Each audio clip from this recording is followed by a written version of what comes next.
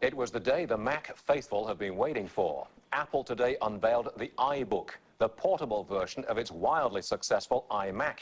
Steve Young has more on the debut at Macworld in New York. In a religious revival atmosphere, Steve Jobs preached to the converted on the virtues of the little things in Apple's new portable PC, the iBook. It has a handle. And so it has something that no other portable on the market has.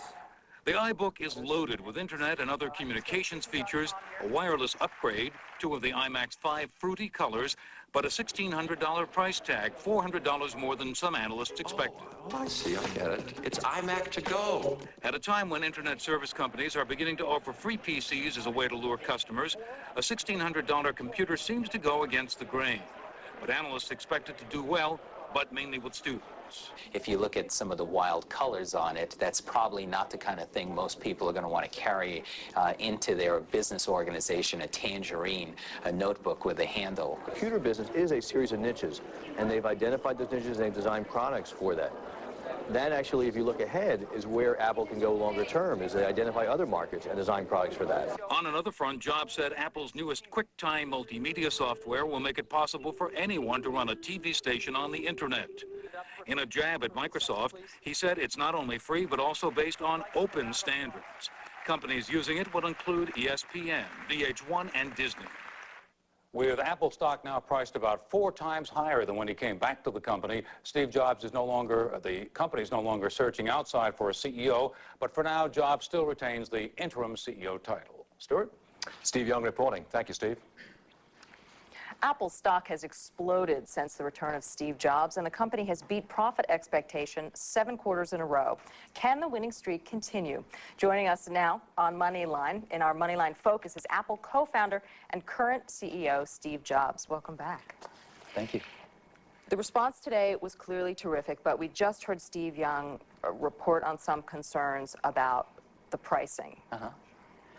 Do you have those concerns? Do you share those concerns? No. Was that the price that you hoped to launch the computer? Yeah, actually, the data is really quite different. The consumer, if you look at the consumer portable market, the cheapest consumer portables are about $15.99, but most of them are about $17.99. As an example, IBM's cheapest consumer ThinkPad is $1,799.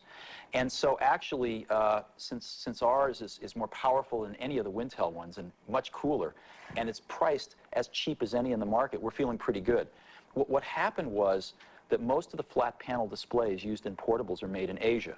And when the Asian flu started happening about 2.5 years ago, those companies pulled back their investments in new factories.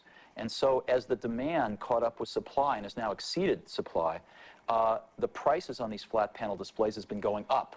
So as an example, IBM has raised the price of their consumer portable twice in the last 6 months due to higher panel prices. So maybe, prices are unfortunately not what they were. Okay, well, we'll see. 7 strong quarters.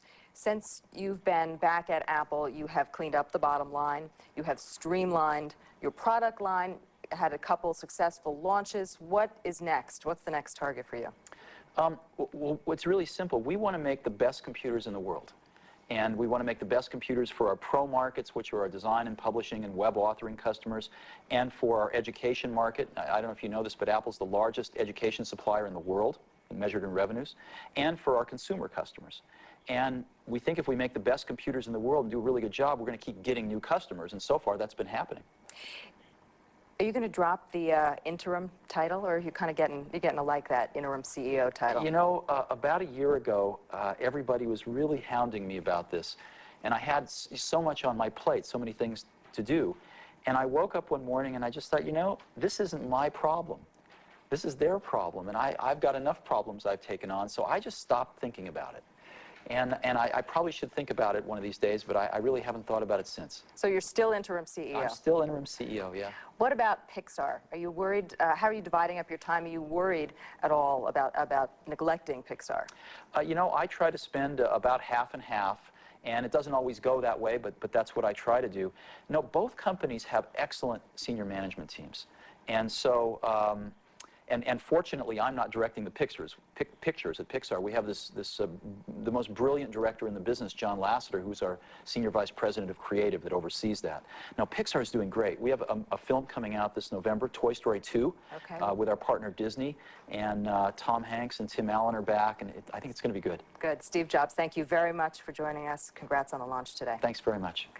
And Moneyline will be right back.